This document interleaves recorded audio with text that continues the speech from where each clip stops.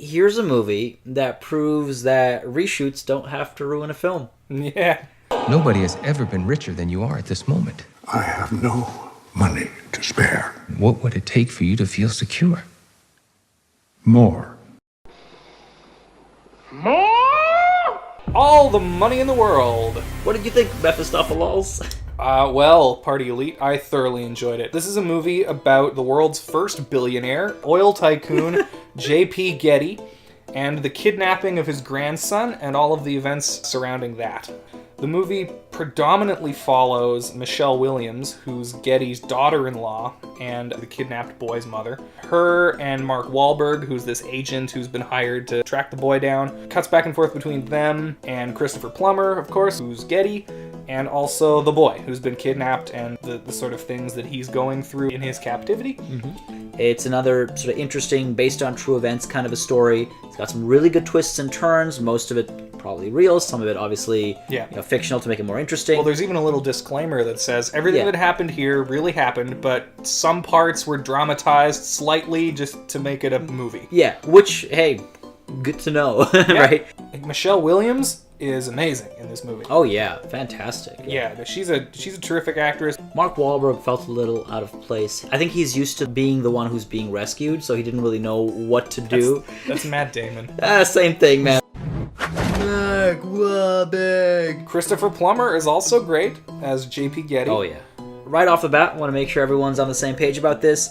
Kevin Spacey was edited out of this film in post-production, in like post-production even. Only 3 weeks was that whole role filmed, and Christopher Plummer did a bang-up job, considering the time restraints. Tonally, he fit right into the movie. He did a great job of like being a part of the film, never felt out of place. For such a rushed last-minute reshoot, Christopher Plummer and Ridley Scott and their editor, this person, they all did a great job. So kudos to everybody involved in that process. Mm-hmm. You did it flawlessly, and I would not be surprised if for that reason alone this gets nominated for best editing in a motion like a picture. Technical, yeah, it's true.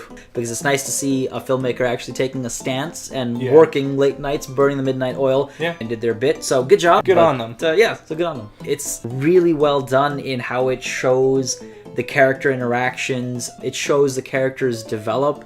There's sort of like a whole reverse Stockholm Syndrome thing going on. Yeah, which kind of. I thought was really interesting. It's a fascinating sort of inspection of the world of kidnapping. I don't have any money. Get it from your father-in-law. He has all the money in the world.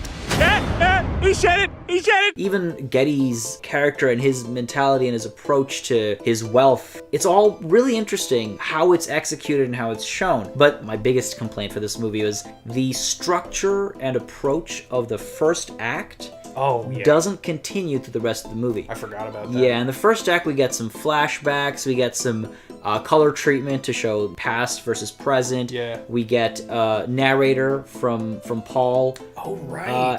To be a Getty is an extraordinary thing.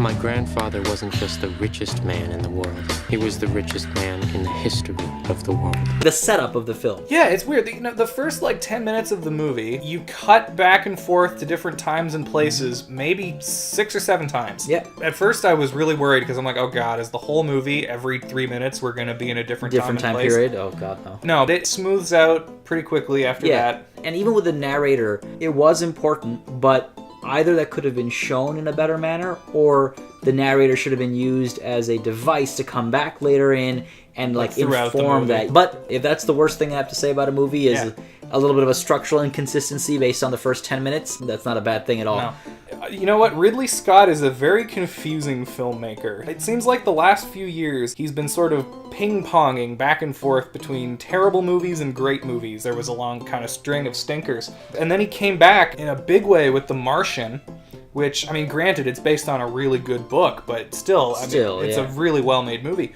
And then Alien Covenant, which was a pile of crap. Yeah. And now we've got this, and this is a pretty damn good movie. See, I think the thing is Ridley Scott's true calling isn't a filmmaker, he's a magician. And he can make his talent disappear and reappear out of thin air.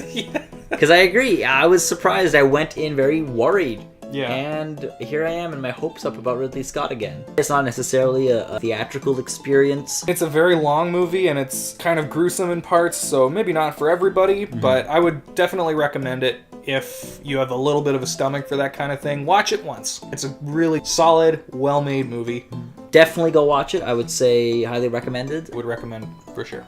Thank you very much for watching ɓseSHən. If you liked this video, please hit the like button, and if you're not subscribed yet, please do so as well. We've got lots of other content on this channel that you can check out. Some links are up here for your consideration, for your perusal consideration. Thank you very much once again for watching, and take care.